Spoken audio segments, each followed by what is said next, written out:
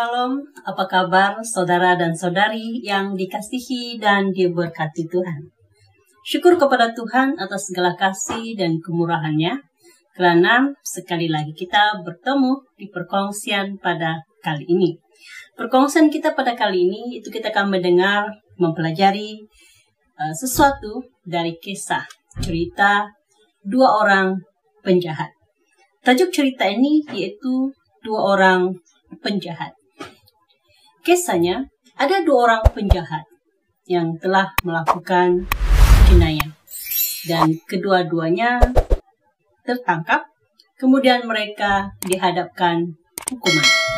Mereka dipenjara dan dalam penjara itu mereka ditempatkan di dalam sebuah bilik kurungan secara berasingan.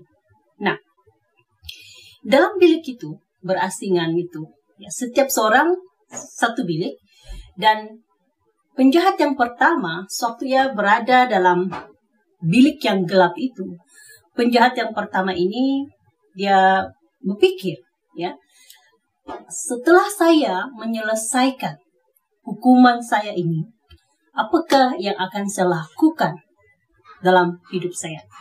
Sementara dia berpikir apakah yang akan ia lakukan setelah ia menamatkan hukumannya, ia merenung kegelapan di dalam bilik itu. Karena bilik kurungan itu tiada cahaya dan tidak ada tingkap. Jadi, dia tidak dapat melihat cahaya.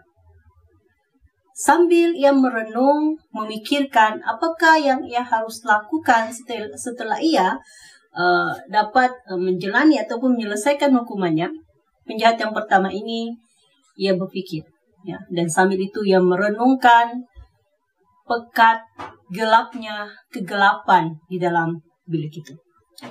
Ia merenung kegelapan itu dan sambil berpikir, merenung dan berpikir sehingga ia tenggelam dalam kegelapan bilik itu dan ia pasrah pada kegelapan bilik itu.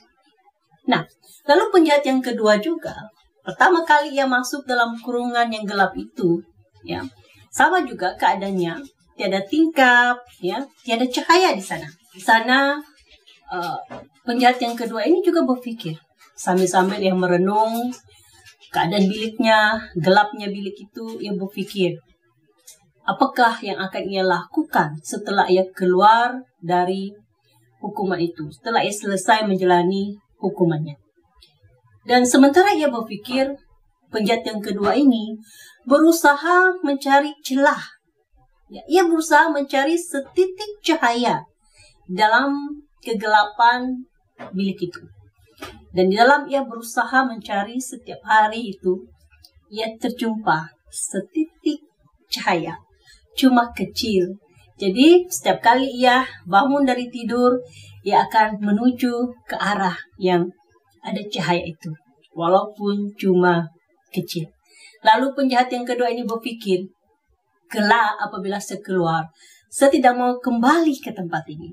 Saya tidak mau merasakan kegelapan ini. Saya tidak mau melihat kegelapan ini, ketidakselesaan ini. Saya tidak selesa melihat hanya kegelapan. Saya akan hidup sebaik yang mungkin apabila saya keluar. Saya akan mengubah hidup saya.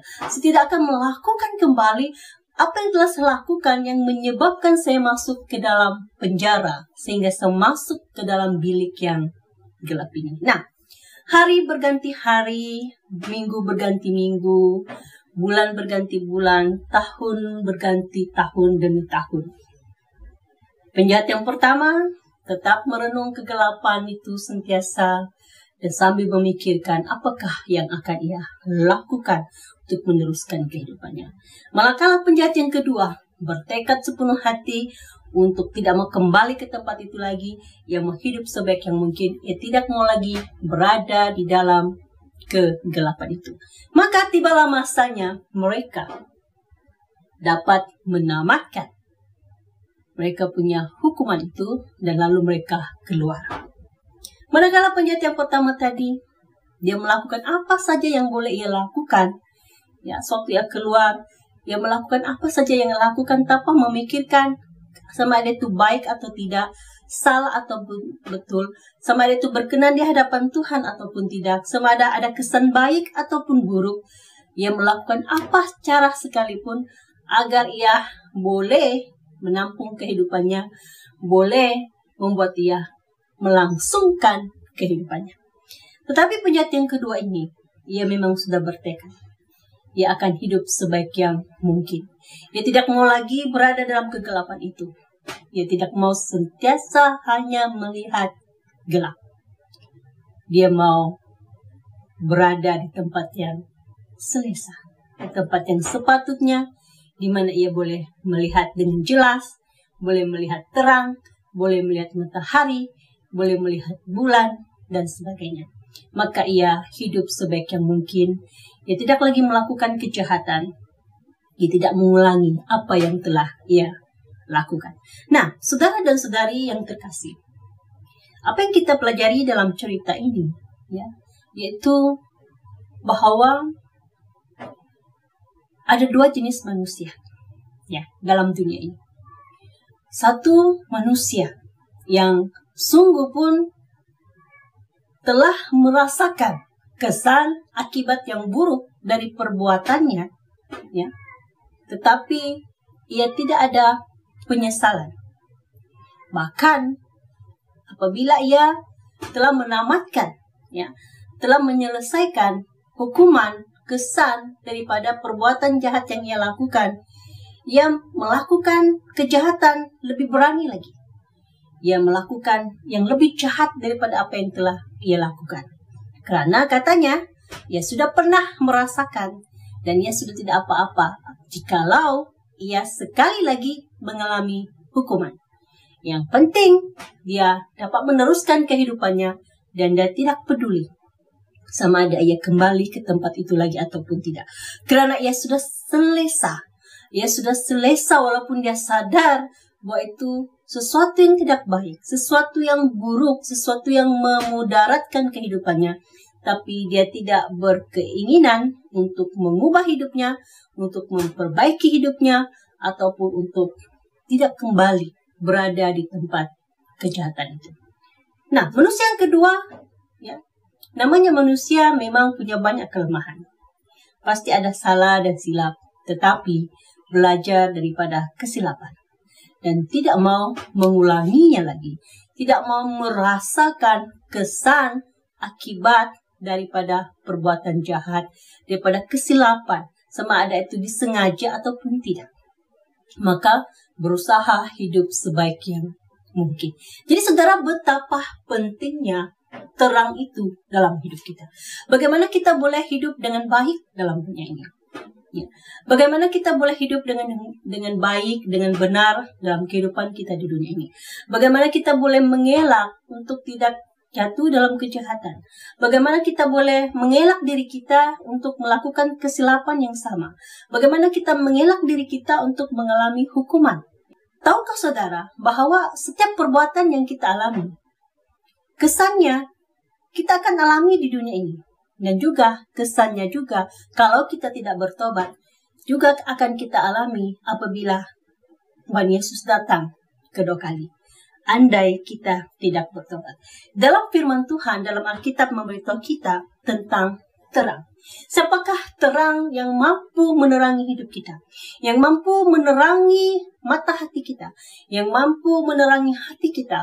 Yang mampu menerangi pikiran kita dari jadi tumpul menjadi tajam, menjadi baik dan bijaksana untuk mengharungi hidup ini. Mari kita lihat di dalam Yohanes pasal 1 ayat 3 hingga ayat yang ke-5. Mari kita lihat Alkitab kita. Yohanes pasal 1 ayat 3 hingga ayat yang ke-5 berkata demikian, segala sesuatu dijadikan oleh Dia, dan tanpa Dia tidak ada sesuatu pun yang telah jadi dari segala yang telah dijadikan. Dalam Dia ada hidup, dan hidup itu adalah terang manusia. Terang itu bercahaya di dalam kegelapan, dan kegelapan itu tidak menguasainya. Siapakah yang dimaksudkan dalam ayat ini?